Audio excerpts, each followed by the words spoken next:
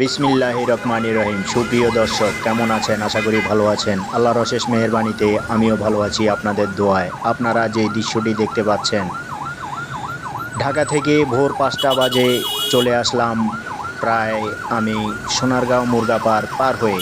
তো গাইস, আপনারা দেখতে পাচ্ছেন বিভিন্ন ধরনের ট্রাক, পিক আপ এবং অন্য অন্য কাভার ভ্যান, ট্রেইলার থেকে শুরু করে আমি তাদের পিছনে রয়েছি এবং আমার ইমার্জেন্সি সাইলেন্ট বাজছে। আমার গাড়িতে রোগী বর্তমানে আছে, কিন্তু কোনো ট্রেইলার এবং ইমার্জেন্সি গাড়িকে, কোনো ট্রেইলার এবং ট্রাক, বিভিন্ন ধরনের কাভার ভ্যান, ইন্টার ডিস্ট্রিক্ট গাড়িগুলোকে আমি নিয়মিত সাইলেন্ট দিয়েই যাচ্ছি, উটার বাজিয়ে যাচ্ছি, কিন্তু তারা সাইড দিবে থাক দূরের কথা, তাদের বাম সাইড এবং ডাইন সাইড নুকিং গ্লাস ফলোই করছে না।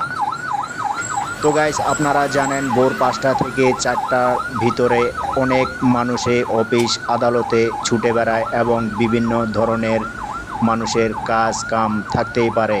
ইমার্জেন্সি রুগী থেকে শুরু করে আইসিইউ গাড়ি থেকে শুরু করে আমাদের এক প্রান্ত থেকে আরেক প্রান্তে আমরা দৌড়িয়ে বেড়াই একটি ইমার্জেন্সি রুগী নিয়ে।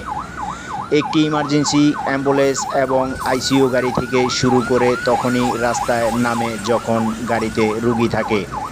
গাড়িতে রুগী না থাকলে আমাদের আইসিইউ গাড়িগুলো এবং লাশবাহী ফ্রিজিংগুলো থেকে শুরু করে ইমার্জেন্সি অ্যাম্বুলেন্স গাড়িগুলো রাস্তায় সচরাচর নামে না। তো গাইস, এই টাইমে আপনাদের বিভিন্ন মানুষের, সাধারণ মানুষ থেকে শুরু করে উপর লেভেলের মানুষ থেকে শুরু করে অনেক মানুষ হাইওয়ে রোডে বিভিন্ন ধরনের কাজে কামে ব্যস্ত থাকে এবং ঢাকা থেকে কুমিল্লা, কুমিল্লা থেকে ময়মনসিংহ থেকে ঝিনাইদহ, বাংলাদেশের 64 জেলায়, টেকনাফ থেকে তেঁতুলিয়া, তেঁতুলিয়া থেকে পাটুরিয়া মানুষ বিভিন্ন জেলায় দৌড়ায় এবং বিভিন্ন গাড়িতে উঠে বিভিন্ন এলাকায়, বিভিন্ন অফিস আদালতে মানুষ যাতায়াত করে থাকে। তো ভাই, মানুষ যদি এইভাবে দিন দিন এই সমস্ত কাজ করে বেড়ায়, তাহলে কিভাবে রাস্তার ডিসিপ্লিন হবে, কিভাবে একটি ইমার্জেন্সি রোগী বাঁচবে, কিভাবে মানুষ অফিস আদালতে যাবে, কিভাবে প্রয়োজনীয় কাজগুলো সময় মতো সারবে। তো যাই হোক গাইস, একটি ইমার্জেন্সি রোগী নয়, একটি ইমার্জেন্সি অ্যাম্বুলেন্স নয়, একটি ইমার্জেন্সি ফ্রিজিং গাড়ি নয়, একটি ইমার্জেন্সি আইসিইউ গাড়ি নয়, আপনাদের মতো আমাদের মতো জনসাধারণ মানুষগুলো রাস্তায় নামে বিভিন্ন ধরনের কাজে। তো রাস্তায় একটি মানুষ গাড়িতে থাকলে তার একজন আত্মীয় স্বজনও মারা যেতে পারে, তার একটু তাড়াও থাকতে পারে, এবং কাভার ভ্যান, ট্রেইলার এবং ডিস্ট্রিক্ট গাড়িগুলো নিজের ফ্যামিলির মানুষও হতে পারে অ্যাম্বুলেন্সে থাকা রুগীটি। তো যাই হোক ভাই, মানুষ যদি এইভাবে দিন দিন অমানবিক কাজ করে থাকে, তাহলে দেশ কিভাবে বাঁচবে এবং আইন নিয়ম কারণ রুলসগুলো কিভাবে চলবে?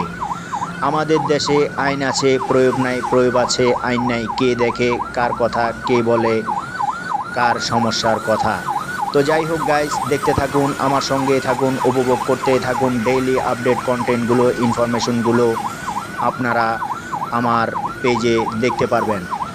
তো দেশ এবং প্রবাস থেকে যে যেখান থেকে দেখবেন না কেন, আমার ব্লগ কন্টেন্টগুলো কেমন হয়েছে অথবা আপনাদেরকে উপভোগ করার জন্য, দেখার জন্য আমি কিন্তু ডেইলি আপডেট কন্টেন্ট ব্লগগুলো করে থাকি।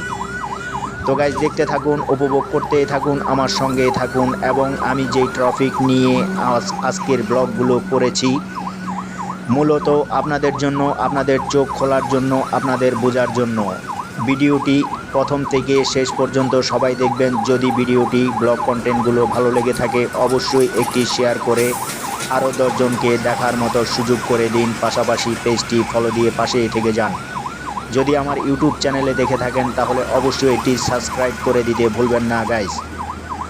তো সুপ্রিয় দর্শক, দেখতেই পাচ্ছেন আমি কিন্তু মোটামুটি চলে আসলাম দাউদকান্দি পার হয়ে। অনেকটা গাড়ি আমি ওভারটেক করে পাগলের মতো ছুটে বেড়াচ্ছি, যেখানে আমার 10 মিনিট সেখানে লেগে গেল 3 ঘন্টা।